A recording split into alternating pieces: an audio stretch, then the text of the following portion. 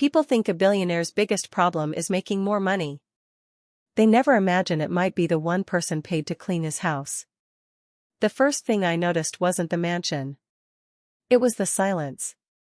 The wrought iron gates rolled open without a sound, revealing a driveway that stretched farther than the football field behind my old high school.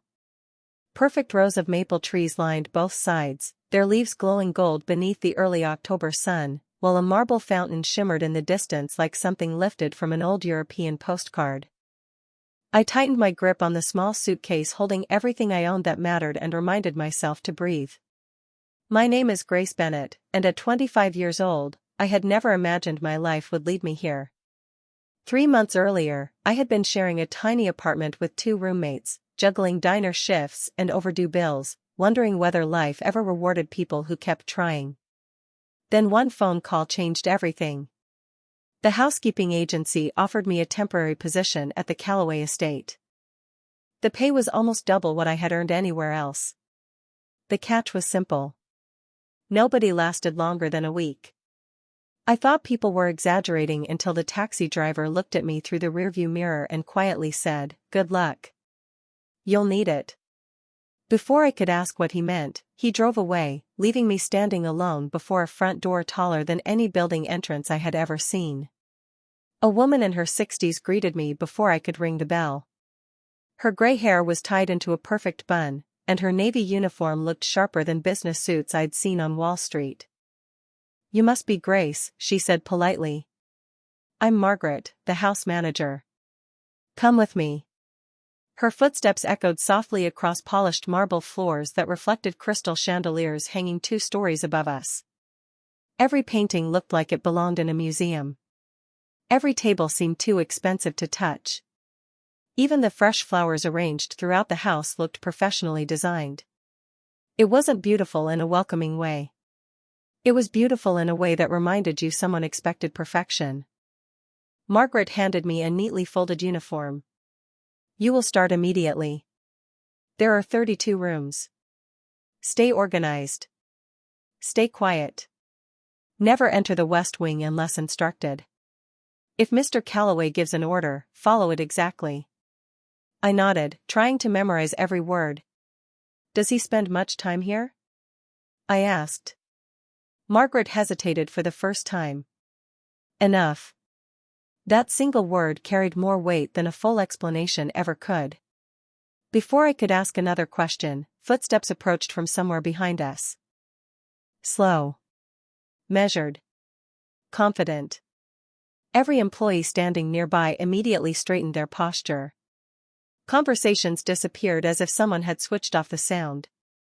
I turned instinctively. Ethan Callaway walked down the staircase wearing a charcoal suit without a single wrinkle, one hand resting casually in his pocket. He couldn't have been much older than 34, yet he carried himself like a man who had spent decades making impossible decisions. His sharp blue eyes swept across the room, noticing everything without lingering on anything, until they stopped on me. For one long second, neither of us spoke. Then he looked toward Margaret without breaking his calm expression. "Is this the replacement?" Margaret answered quietly. "Yes, sir." His eyes returned to mine. They weren't cruel. They were simply unreadable, like frozen water hiding impossible depth beneath the surface. He studied me for another heartbeat before speaking in the same calm voice. 3 maids quit this month." He paused just long enough for the silence to settle over the room. "Let's see if you're the 4th. The uniform fit better than I expected. Crisp white collar. Dark gray fabric. Simple black shoes polished enough that I could almost see my reflection every time I looked down." Margaret handed me a neatly printed schedule with every room assigned by the hour. Nothing about this house happened by accident. Breakfast was served at exactly 7. Fresh flowers were replaced every morning before 8. Floors were inspected at noon. Every bookshelf was dusted twice a week whether it looked dusty or not. Even the grand piano in the music room was clean despite no one ever playing it. I spent the first hour quietly learning the rhythm of the estate. Gardeners trimmed hedges with measured precision. Chefs prepared meals in complete silence except for the occasional timer. Security guards rotated through invisible checkpoints without ever seeming rushed. It felt less like a home and more like a perfectly synchronized machine.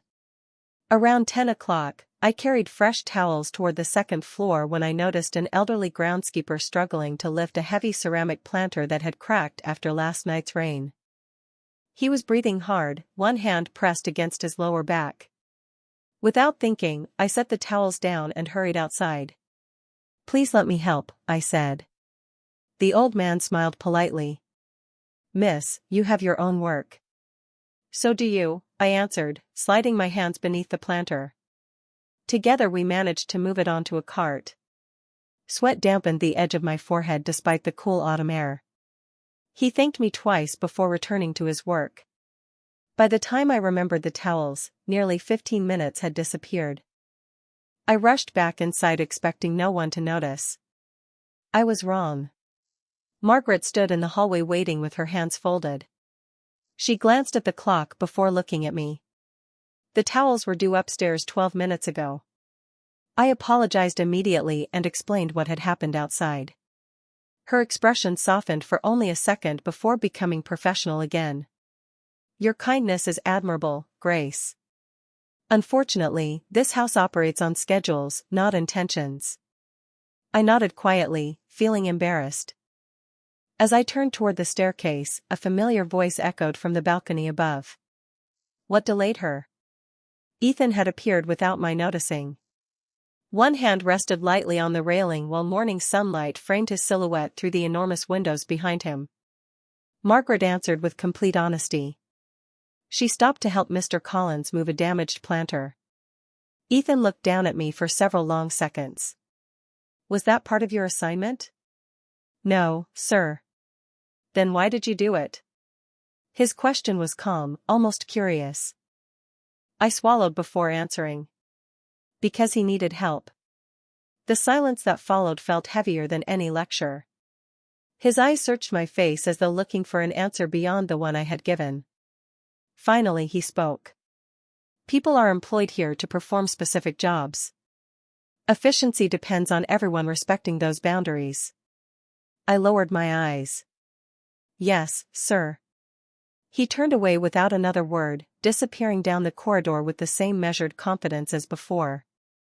I expected Margaret to continue the conversation, but instead she simply handed me the towels. "Finish your route." The rest of the afternoon passed quietly, yet I could not stop thinking about the exchange. Had I really done something wrong? Back home, neighbors helped each other without checking whose responsibility it was. My mother used to tell me that kindness never wasted time because it always found its way back. Looking around the enormous estate, I wondered if anyone had ever said something like that inside these walls. As the grandfather clock chimed noon, I realized the strangest part was not that Ethan had questioned my decision. It was that he genuinely seemed unable to understand why someone would help another person without expecting anything in return. That afternoon, Margaret assigned me to the East Library, a room so large it could have swallowed my entire childhood home without anyone noticing. Floor-to-ceiling shelves wrapped around dark walnut walls, each one filled with leather-bound books arranged with impossible precision. Sunlight streamed through towering windows, painting long golden lines across the polished hardwood floor. The room smelled faintly of cedar, old paper, and fresh coffee, the kind of scent that made silence feel comfortable instead of lonely. My instructions were simple. Dust every shelf. Straighten every chair. Leave everything exactly where I found it. I worked slowly, careful not to disturb the perfect order surrounding me. As I reached the final bookshelf near the fireplace, something caught my attention. A single family photograph rested face down behind a row of history books. It looked forgotten rather than hidden. Curiosity tugged at me, but I reminded myself why I was here. This was someone else's life, not mine. I gently placed the frame upright only long enough to wipe away a thin layer of dust. A smiling woman stood beside a younger Ethan beneath blooming cherry trees. They looked relaxed, ordinary, almost unrecognizable compared to the man I had met the day before. Before I could study the picture any longer, I carefully returned it to the exact position where I had found it. While stepping back, I noticed another detail. One of the fresh flower arrangements near the window had completely wilted. Several white lilies had bent toward the vase, their petals beginning to brown around the edges. Everything else inside the mansion was flawless. The dying flowers looked strangely out of place. Remembering the florist's delivery stacked downstairs, I carried the arrangement to the kitchen, replaced the fading stems with fresh white lilies, and returned the vase to its original spot. It seemed like such a small thing that I never imagined anyone would notice. Less than an hour later, I heard footsteps crossing the library floor behind me. Calm. Even. Deliberate. I turned to find Ethan standing near the fireplace. His gaze moved slowly across the room before stopping on the vase. He did not say anything immediately. Instead, he walked toward the window and studied the fresh flowers in complete silence. Finally he asked, "Who changed these?" I lowered the feather duster. "I did, sir." His eyes shifted toward me. "Who instructed you to do that?" "No one." Another long silence settled between us. "The flowers had wilted," I explained carefully. "I thought fresh ones would brighten the room." His expression remained impossible to read. "Nothing in this house is replaced without approval." My heart sank. "I am sorry. I believed I was helping." He glanced once more at the white lilies before speaking again. "Those flowers were supposed to remain exactly as they were until tomorrow." I blinked, confused. "May I ask why?" For the first time since I had arrived, something almost invisible crossed his face. Not anger. Not frustration. Something quieter. Something closer to sadness. "Because tomorrow would have been my wife's birthday." The words landed softly, yet they seemed to echo through the enormous room. Suddenly the fresh flowers no longer looked thoughtful. They looked like a mistake I could never take back. My cheeks burned with embarrassment. "I did not know," I whispered. "Of course you did not." His voice stayed calm, without accusation. "Nobody told you." I immediately reached for the vase. "I can change them back." Ethan gently shook his head. "No." His eyes lingered on the flowers one last time before turning toward the window where autumn leaves drifted across the gardens. "Some things cannot be undone simply because our intentions were good." Without another word, he walked out of the library, leaving me standing beside the vase, wondering why the richest man I had ever met suddenly looked like the loneliest person I had ever seen. I barely slept that night. Every time I closed my eyes, I saw the look on Ethan's face as he stared at the fresh lilies. It was not disappointment that haunted me. It was the quiet resignation behind his eyes, as though grief had become another piece of furniture inside that enormous house. By 6 o'clock the next morning, I was already polishing silver trays in the main dining room while soft sunlight crept through the tall windows. The mansion awakened with the same flawless rhythm as always. Coffee brewed somewhere beyond the kitchen doors. The distant hum of vacuum cleaners echoed down the western hallway. Staff members exchanged polite greetings before disappearing into their routines. Everything moved exactly on schedule except the man who owned the place. Margaret glanced toward the empty dining chair before quietly asking one of the chefs, "Has Mr. Calloway eaten?" The chef shook his head. "His breakfast is untouched again." Nobody sounded surprised. Nearly an hour later, I carried fresh linens toward the second floor when I noticed the study door standing slightly open. I was about to continue walking when I heard a quiet cough from inside. It was not dramatic. Just tired. Instinct made me pause. Through the narrow opening I caught a glimpse of Ethan sitting alone behind an enormous oak desk. 3 computer monitors displayed financial reports filled with numbers I could never hope to understand. Beside them sat a breakfast tray. The coffee had gone cold. The toast remained untouched.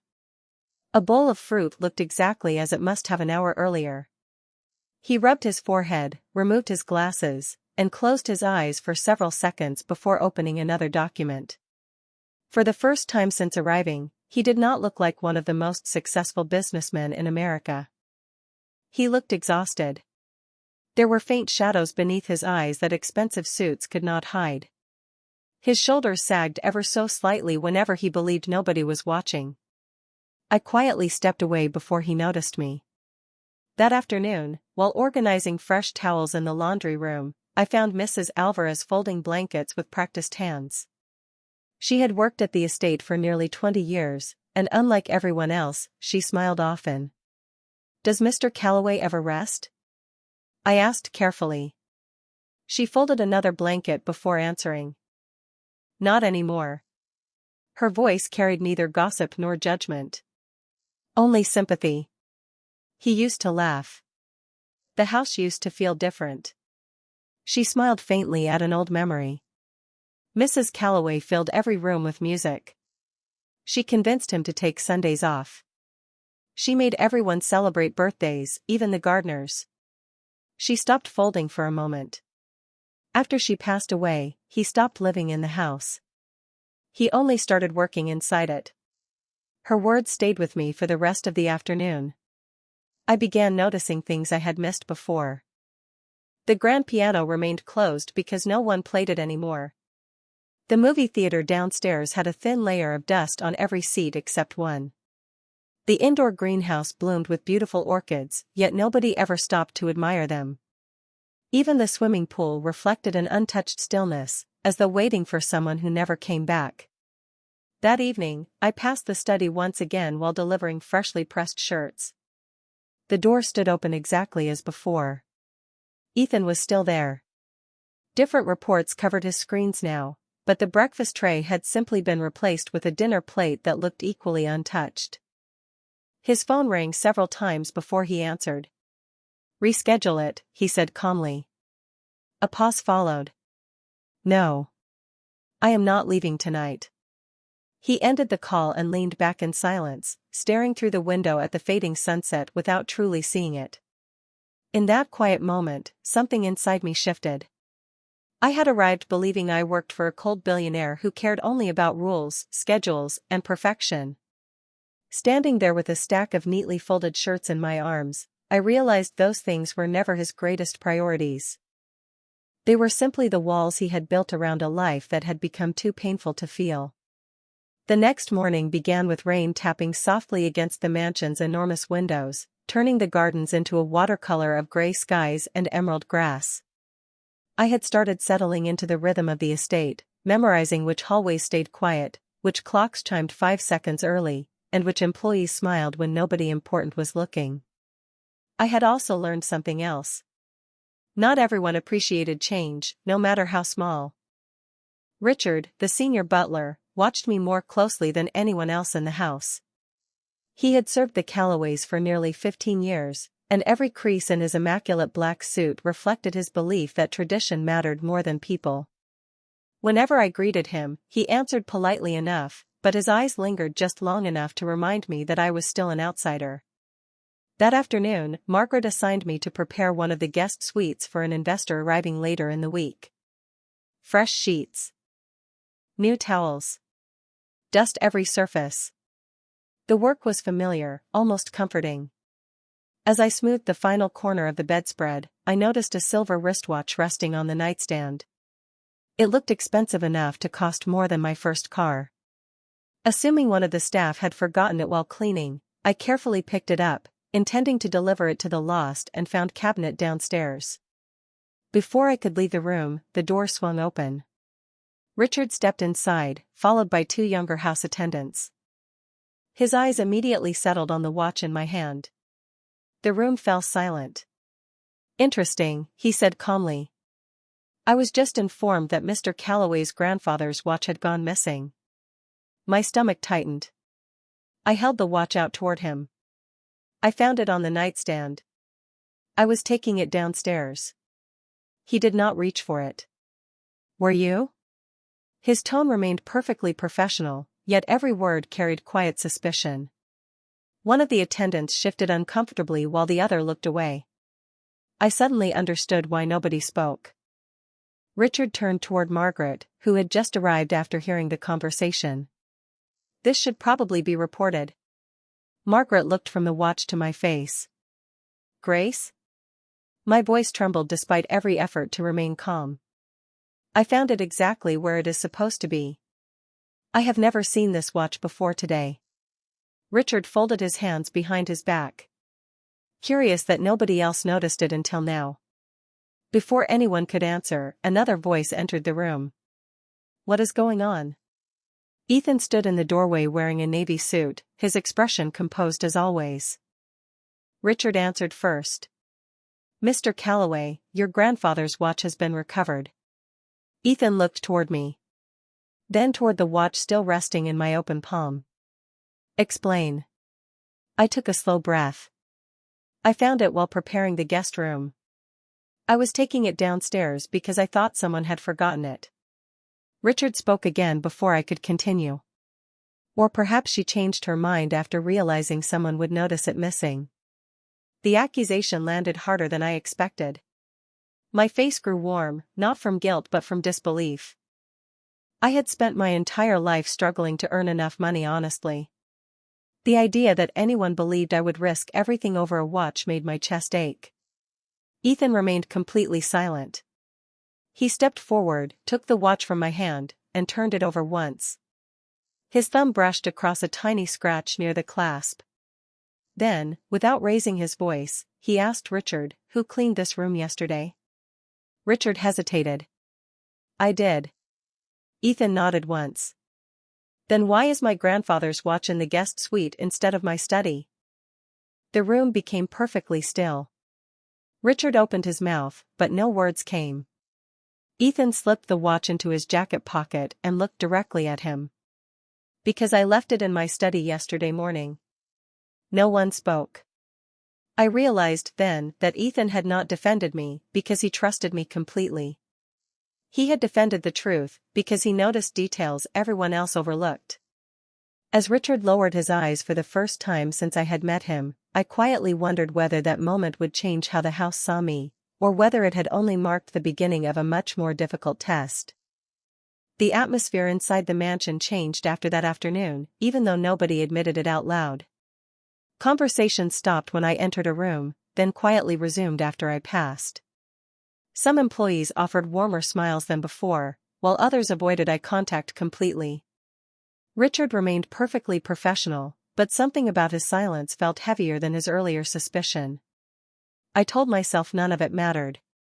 I was here to work, not to be liked. Still, there is a difference between cleaning a house and feeling welcome inside it. 3 days later, Margaret called me into her office, just before the end of my shift. She closed the door gently behind me and folded her hands across the desk. "Please sit down, Grace." Her voice sounded unusually careful. She slid a white envelope across the polished wood. "Mr. Calloway has authorized this." I looked down at the envelope without touching it. Even before opening it, I knew it contained money. "What is it?" I asked quietly. Margaret hesitated. "An additional bonus." I frowned. "For what?" She chose her words with obvious care. "For the unpleasant misunderstanding involving the watch." I stared at the envelope for several long seconds. It probably contained more money than I used to earn in 2 weeks at the diner. It could cover my overdue utility bill. It could replace the brakes on my old car. It could finally let me breathe for a month without calculating every dollar before buying groceries. Yet something inside me refused to reach for it. I slowly pushed the envelope back across the desk. "I cannot accept this." Margaret blinked in surprise. "Grace, nobody would think less of you." "That is not why I am refusing." I smiled politely despite the knot forming in my chest. I did not tell the truth because I wanted compensation. I told the truth because it was the truth. She studied me for a moment before quietly asking, "Are you certain?" I nodded. If someone believes my honesty has a price, then they still do not understand me. Margaret did not argue. She simply picked up the envelope and placed it inside her desk drawer. "Very well." As I left her office, I expected to feel proud. Instead, I felt strangely tired. Money had never been my goal. Respect had. Later that evening, while organizing fresh linens in the hallway, I overheard two executives speaking outside the study. One laughed softly before saying, "People always have a number, Ethan. You simply have to offer enough." The other voice belonged unmistakably to Ethan. Usually. They entered the study before I could hear anything else. The word usually lingered in my mind throughout the evening. Just before sunset, Margaret found me arranging flowers near the front entrance. "Mr. Calloway would like to see you." My heartbeat quickened. I followed her to the study where Ethan stood beside the enormous window overlooking the gardens. The fading sunlight painted long amber reflections across the hardwood floor. He turned as I entered. "Margaret informed me that you declined the bonus." "Yes, sir." "Why?" His question sounded almost identical to the one he had asked after I helped the groundskeeper. Calm. Direct. Curious. I met his eyes. "Because being believed should not require payment." Silence settled between us. Ethan glanced toward the gardens before speaking again. "Most people would have accepted it without hesitation." I nodded. "Most people probably need the money as much as I do." His expression changed almost imperceptibly. "Then why refuse?" I took a slow breath. "Because if I accepted it, every time someone looked at me afterward, I would wonder whether they believed I had been compensated instead of trusted. I would rather keep my self-respect than my pride." Neither of us spoke for several seconds. Finally, I reached into the pocket of my uniform and placed a neatly folded resignation letter on the edge of his desk. "If this house believes I need money to forget how I was treated, then perhaps I am not the right person to work here." Ethan lowered his eyes toward the envelope but did not touch it, and for the first time since I had arrived at the estate, the man who always seemed to have an answer looked as though he had no idea what to say next. Neither of us moved. The resignation letter rested between us on the polished oak desk, small enough to fit inside a jacket pocket yet somehow large enough to fill the entire room. Outside the study windows, the last light of the evening slipped behind the maple trees, leaving the gardens wrapped in soft shades of blue and gold. Ethan looked at the envelope for several long seconds before lifting his eyes to mine. His voice, when it finally came, was quieter than I had ever heard it. "You believe I tried to buy your forgiveness?" I answered honestly. "I believe you tried to solve an emotional problem the same way you solve a business problem." The words left my mouth before I had time to soften them.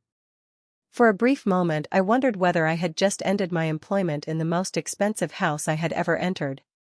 Instead of responding immediately, Ethan slowly walked toward the window. His hands rested lightly in his pockets as he stared into the fading evening. "For most of my life," he said without turning around, "money fixed almost everything." I remained silent. If someone worked harder than expected, I rewarded them. If someone made a mistake, I compensated them. If someone sacrificed for the company, I made certain they never regretted it financially. He let out a slow breath that sounded more tired than frustrated. Somewhere along the way, I stopped asking whether people needed something that could not be deposited into a bank account. The room grew still again. I realized this was probably the longest conversation he had shared with anyone in days. Maybe weeks. "Respect," I said quietly, "is remembered longer than generosity." He turned toward me. There was no irritation in his expression. Only thoughtful silence. "Margaret once told me you have never kept an employee who challenged your decisions." A faint smile almost reached the corner of my mouth. "I suppose I just became the first." To my surprise, something changed in his face. Not a smile exactly, but the beginning of one, awkward and unfamiliar, as though the expression had not been used in a very long time. "You did." He walked back toward the desk and finally picked up the resignation letter.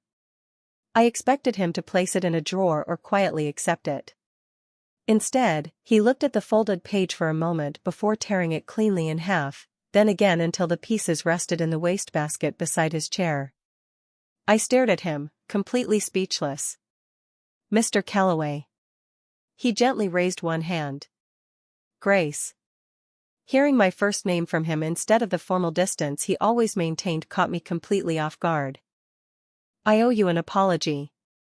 Those 6 words seemed almost impossible coming from a man who controlled billion-dollar negotiations with absolute confidence. He held my gaze steadily. Not because the accusation happened. His voice remained calm.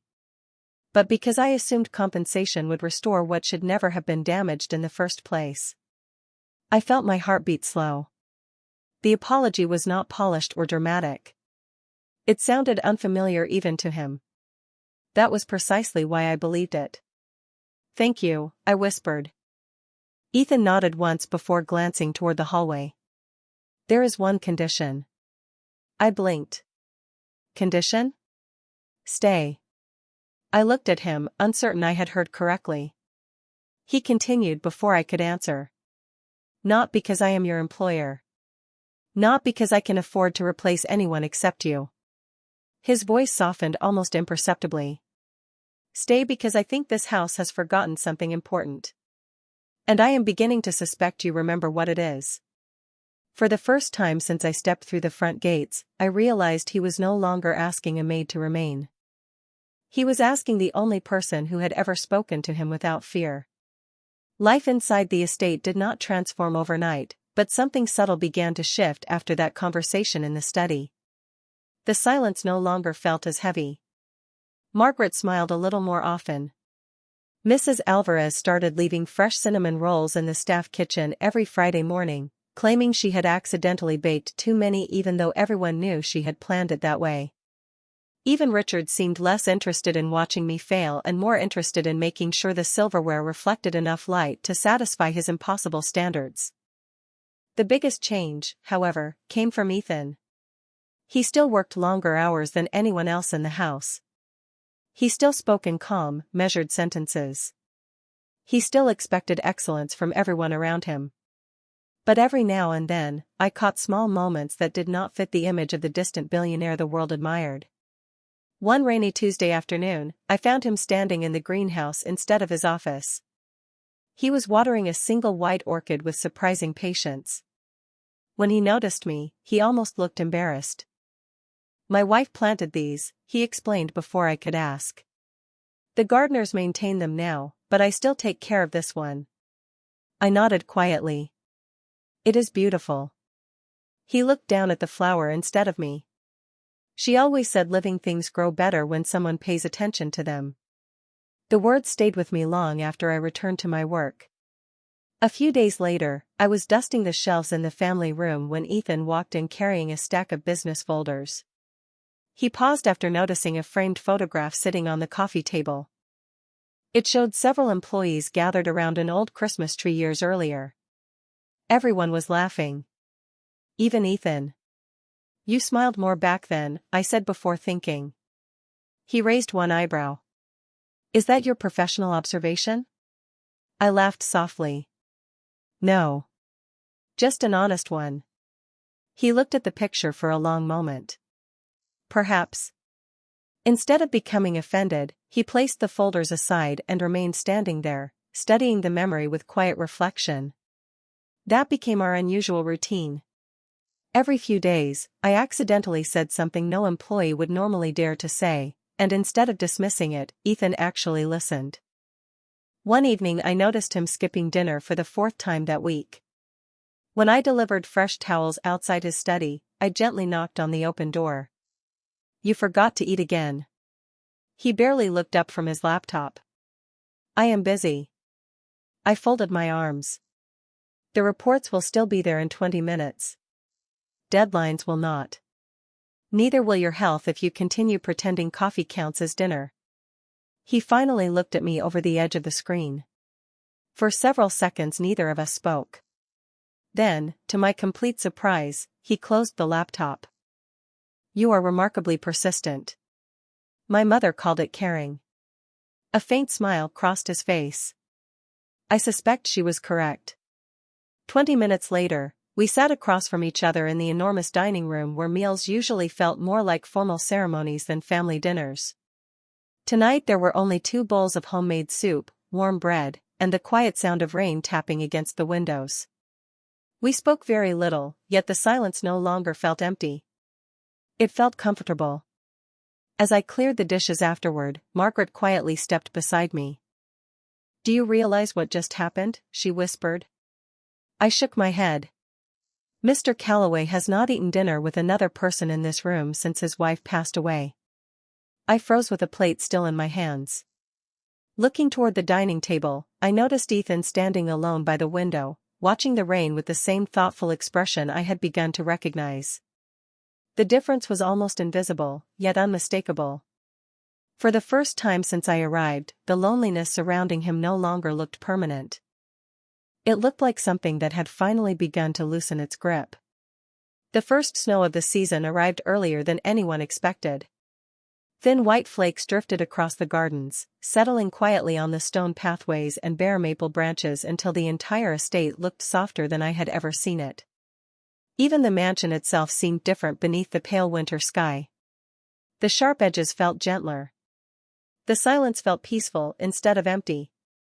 Inside, however, the atmosphere carried a different kind of tension. Since early morning, executives had been arriving one after another. Luxury sedans lined the circular driveway while assistants hurried through the front entrance carrying laptops, presentation boards, and stacks of legal documents. Margaret quietly informed the staff that an important acquisition meeting would continue throughout the day. Everyone was expected to stay out of the West Conference wing unless specifically requested. By late afternoon, I was arranging fresh coffee service outside the conference room when the heavy wooden doors opened unexpectedly. Several executives stepped into the hallway, speaking in hurried voices. Their expressions looked strained despite their expensive suits. As they walked away, I remained focused on replacing empty cups until I noticed Ethan standing alone near the conference table, staring through the windows at the falling snow. He looked more exhausted than I had seen him in weeks. His tie had been loosened slightly, and a folder remained open in front of him. He did not notice me at first. I quietly placed a fresh pot of coffee on the side table before turning to leave. "Grace." I stopped. "Yes?" He remained facing the window. "Do you believe every opportunity should be accepted?" The question surprised me. It sounded less like something a billionaire would ask and more like someone searching for permission to trust his own instincts. I hesitated before answering. "No." He finally turned toward me. "Why not?" I looked at the folder resting on the conference table. Charts filled with numbers covered every page. I could not understand the financial details, but I recognized the expression on Ethan's face. It was the same one he wore whenever something important carried an invisible cost. "Because sometimes," I said carefully, "the price is hidden somewhere people forget to look." He studied me without speaking. Encouraged by his silence, I continued. "When I was little, my father almost accepted a job that would have doubled his salary. Everyone told him he would be foolish to refuse." I smiled faintly at the memory. Instead, he stayed at the small hardware store where he worked because the new company planned to close 3 local locations after the merger. Hundreds of families would have lost their jobs. Ethan listened with complete attention. Did he regret staying? I slowly shook my head. He used to tell me that success feels different when somebody else has to carry its weight. The room became quiet except for the soft tapping of snow against the tall windows. Ethan lowered his eyes toward the open folder before speaking almost to himself. "The board believes this acquisition is inevitable." I glanced toward the paperwork without trying to read it. "And what do you believe?" He did not answer immediately. Instead, he closed the folder with deliberate care. "It would increase profits." That was not my question. The words escaped before I realized I had spoken them aloud. For one brief second, I wondered whether I had crossed another invisible line. Then something remarkable happened. Ethan smiled. Not politely. Not out of habit. A genuine smile, small but unmistakably real. "No," he admitted quietly. "It was not." He looked back toward the falling snow outside.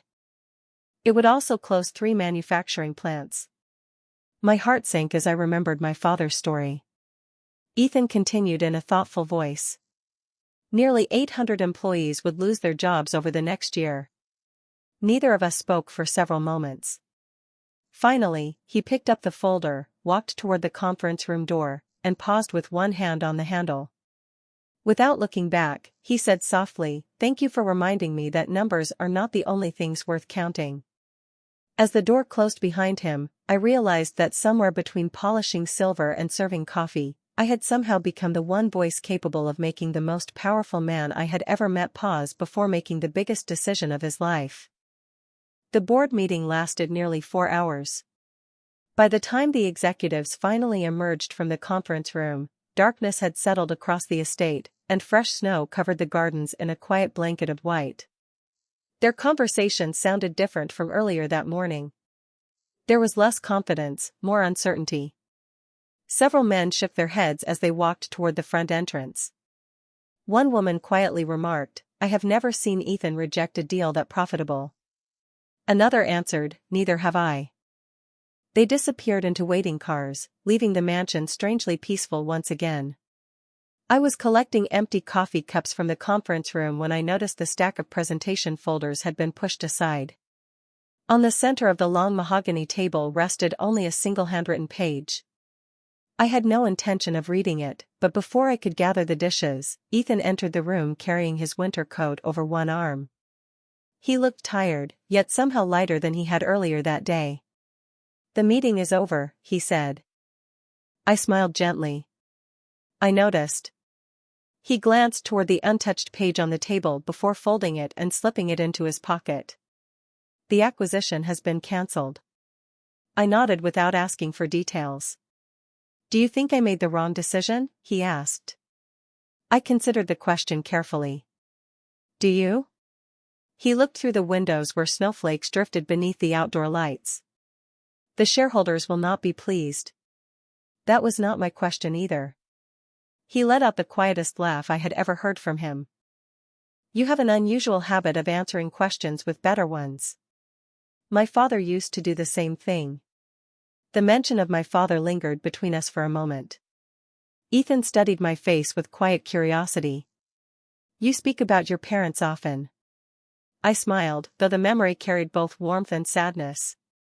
"Because they shaped everything I believe." He remained silent, waiting. It was the first time he had ever seemed interested in learning about my life instead of simply listening politely. I leaned lightly against the edge of the table and took a slow breath. "Most people assume I grew up struggling because I work as a maid." I looked down at my hands before continuing. "The truth is a little different." Ethan said nothing, allowing the silence to invite honesty instead of demanding it. "My father owned a small construction company outside Columbus, Ohio. We were comfortable. Not wealthy. Just comfortable." I smiled faintly as old memories returned. He built homes for families who had saved for years to buy their first place. My mother taught elementary school. Every Sunday we ate dinner together. Every Christmas our house was full of neighbors. I paused.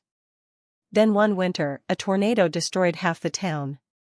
My father's company spent months rebuilding homes before asking for payment because many families had lost everything. By the time insurance finally settled, his business could not recover. Ethan listened without interrupting. "We lost the company. Then the house. My parents never complained. They simply started over." I looked toward the softly falling snow outside. My father took a job at the same hardware store where he stayed until he retired. My mother kept teaching because she believed children always deserved someone who believed in them. Ethan lowered his eyes thoughtfully. "And you?" I smiled. "I learned that having less does not mean becoming less." The room fell quiet again. After a long moment, Ethan spoke so softly I almost missed the words. "Perhaps that is why you see people before positions." I met his gaze. "Someone taught me that titles change. Character does not." He slowly nodded, as though fitting together pieces of a puzzle that had remained unfinished for years. As we left the conference room together, I realized he no longer looked at me as the newest employee in his household. He looked at me as someone whose life had quietly become impossible to overlook. Winter settled comfortably over the estate during the following week. Snow gathered along the stone walls, smoke drifted lazily from the tall chimneys, and warm lights glowed through every window as though the mansion itself had finally remembered how to welcome people again. Inside, the atmosphere felt lighter than it had since my first day. Ethan still worked long hours, but he no longer skipped every meal. He occasionally joined the staff for a quick cup of coffee in the kitchen instead of remaining isolated in his study. Margaret joked that miracles apparently happened before Christmas after all. Even Richard had begun offering quiet advice instead of silent criticism. I almost allowed myself to believe everything was finally moving in the right direction. Then the phone call arrived. I was folding freshly pressed table linens when Margaret hurried into the laundry room holding the cordless phone. "Grace," she said carefully, "someone is asking for you." Hardly anyone knew I worked here. Confused, I accepted the receiver. "Hello?" A calm male voice answered. "Miss Bennett, my name is Victor Hale. I represent Hale Capital." The name sounded familiar. I remembered hearing it mentioned during the cancelled acquisition meeting. "I believe you have the wrong number," I replied politely. "Actually, I believe I have exactly the right one." His voice remained pleasant. "I would appreciate 10 minutes of your time." "I have nothing to discuss with you." "You may not," he answered smoothly, "but your employer certainly does." Before I could respond, the call ended. A quiet chill settled over me that had nothing to do with the weather outside.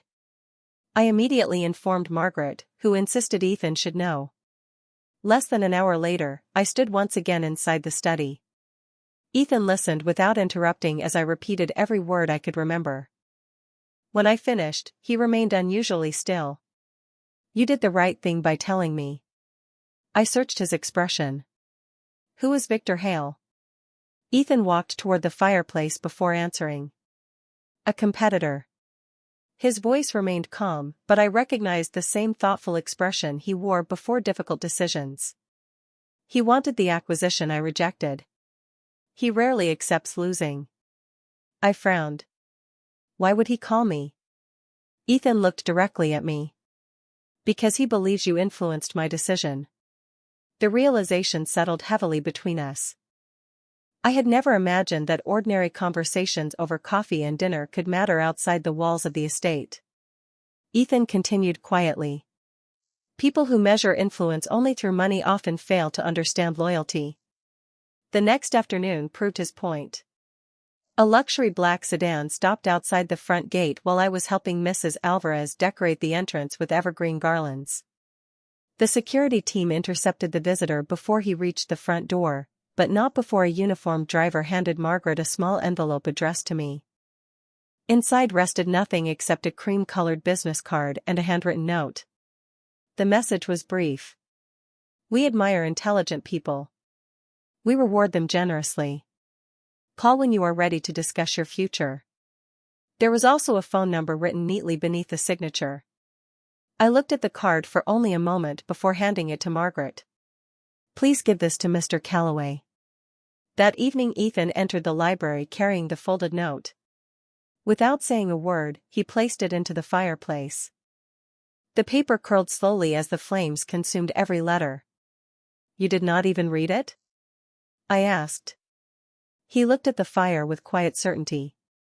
"I already know what it says." "You are not curious?" He gently shook his head. "Not nearly as curious as they are." I stared at the disappearing ashes. "About what?" Ethan finally turned toward me. "About why someone with every reason to leave keeps choosing to stay." His words lingered long after the last ember faded, and for the first time since arriving at the estate, I realized I was no longer simply part of Ethan Calloway's household. Without ever intending to, I had become part of a decision far bigger than either of us had expected. For the next several days, I could not stop thinking about the business card disappearing into the fire. I tried convincing myself it no longer mattered, yet every time I walked past the front gates, I wondered who might be watching from beyond them. Ethan never mentioned Victor Hale again, but I noticed small changes throughout the estate. Security vehicles made more frequent rounds during the evening. Visitors were announced earlier. Deliveries were checked twice before entering the property. Nobody appeared frightened.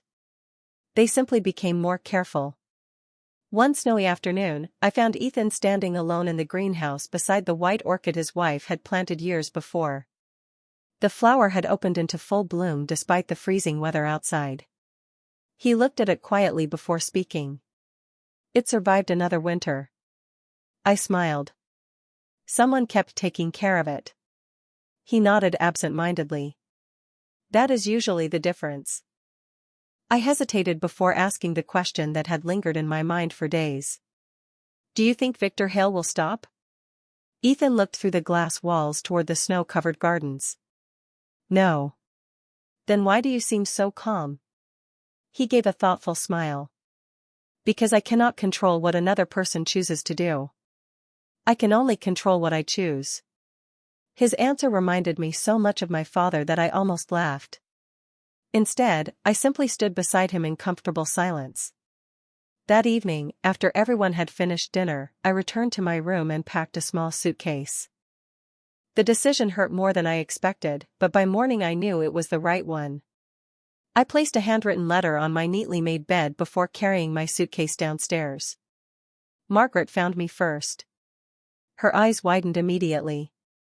Grace, what is this? I managed a small smile. I am leaving. She looked genuinely saddened. Did something happen? Nothing happened. I glanced toward the grand staircase. That is exactly why I have to go. Within minutes, Ethan entered the foyer after Margaret quietly informed him. He stopped several feet away, his gaze moving from the suitcase to my face. Explain. I took a slow breath, trying to keep my voice steady. Victor Hale believes I influence your decisions. Ethan remained silent. As long as I stay here, people like him will continue looking for ways to use me against you. I refuse to become someone else's strategy. He walked closer, his expression calm but unreadable. You are not responsible for another man's choices. Maybe not. I looked down at the suitcase handle before meeting his eyes again. But I am responsible for mine. Snow drifted gently outside the enormous front windows, covering the long driveway where I had first arrived carrying everything I owned. It felt strange that the same road now waited to take me away. Ethan spoke quietly. Running will not solve this. I gently shook my head. This is not running. I smiled sadly. It is protecting someone who gave me back my self-respect when I almost lost it. For the first time since I had known him, Ethan looked completely unprepared for what to say next. He searched my face as though hoping to find an argument strong enough to change my mind. There was none. I reached into my coat pocket and handed him a small folded piece of paper. My new address, I said softly. Not because I expect you to need it. Because I wanted you to know I am not disappearing. His fingers closed around the paper without unfolding it. Grace. Hearing my name in that quiet voice almost made me stay. Almost. I stepped toward the front door and placed my hand on the brass handle. Before opening it, I looked back one final time. The mansion no longer felt like the lonely place I had entered months earlier. Warm lights filled every hallway. Staff members laughed quietly in the kitchen. The white orchid continued blooming in the greenhouse. Ethan stood in the center of it all, no longer hidden behind perfect schedules or endless work, yet somehow looking more alone in that single moment than when I had first met him. I realized then that leaving was the hardest act of kindness I had ever chosen. 3 weeks passed before I saw Ethan again. During that time, life became wonderfully ordinary. I rented a small apartment above a family-owned bookstore on a quiet street outside Columbus. Every morning I walked 3 blocks to a neighborhood community center where I accepted a position helping maintain the building and organizing activities for local children and seniors. The paycheck was modest, but every smile I received felt richer than numbers printed on a bank statement. Sometimes I wondered how everyone at the estate was doing. I hoped Margaret was still pretending to bake too many cinnamon rolls. I hoped Mrs. Alvarez was still humming Christmas songs no matter the season. I even hoped Richard had found someone else to remind that silver should shine brighter. I thought about Ethan most often, though I tried convincing myself that was natural. After all, some people change your life simply by listening when nobody else does. One cold Saturday morning, the community center hosted a winter reading event for children. Folding chairs filled the small auditorium while parents balanced cups of hot chocolate and toddlers chased one another between tables decorated with handmade paper snowflakes. I was arranging donated books when I heard the front door open. Without looking up, I smiled and said, "Welcome." There was no answer. Only familiar footsteps. Calm. Even. Deliberate. My heart recognized them before my mind did. I slowly turned around. Ethan stood quietly near the entrance wearing a dark wool coat dusted with melting snow. There were no security guards behind him. No assistants carrying folders. No line of expensive vehicles waiting outside. Just one man holding a small potted white orchid with both hands. For a long moment neither of us spoke. Then I noticed something that made me smile. He looked rested. Not because life had suddenly become easy, but because the constant weight behind his eyes had finally begun to lift. He walked toward me and stopped close enough that I could smell the crisp winter air still clinging to his coat. "You found the place," I said softly. He nodded. "You gave me the address." I laughed quietly. "I did." He looked around the room where children were laughing over picture books and volunteers were serving warm cider from a folding table. "This suits you," he said. "It feels like home." I looked at the smiling families surrounding us. "It is." Ethan lowered his eyes to the orchid before holding it out to me. The one in the greenhouse bloomed again. I accepted the plant carefully. "Thank you." He took a slow breath, as though rehearsing words that did not come naturally. I spent years believing leadership meant making every decision alone. His eyes met mine. "You taught me that listening is not weakness. It is responsibility." I felt my throat tighten. "And you taught me that people can change when they decide their past does not have to become their future." He smiled, this time without hesitation. "The company established a new employee assistance program after you left. We protected every manufacturing job that would have disappeared. Margaret now insists everyone celebrates birthdays. Richard actually thanked someone last week." I laughed in disbelief. "Now I know miracles exist." He laughed with me, the sound warm and genuine. When the laughter faded, he grew thoughtful again. "I did not come here to ask you to return." I looked at him curiously. "No?" He gently shook his head. "Because you were never meant to stay in my house forever." A quiet silence settled between us. "I came because I hoped we could begin again." I smiled as children hurried past us carrying stacks of books almost too heavy for their little arms. "As employer and employee?" He smiled back. "No." He extended his hand with the same quiet confidence I remembered from the day we first met, yet now there was something entirely different behind it. Humility. Respect. Hope. As two people who finally understand what really matters. I placed my hand in his. Outside, fresh snow continued falling over the quiet street, covering yesterday's footprints while leaving tomorrow's path untouched, and in that simple moment I realized the greatest fortune anyone could ever build was never measured by what they owned, but by the hearts they learned to honor along the way.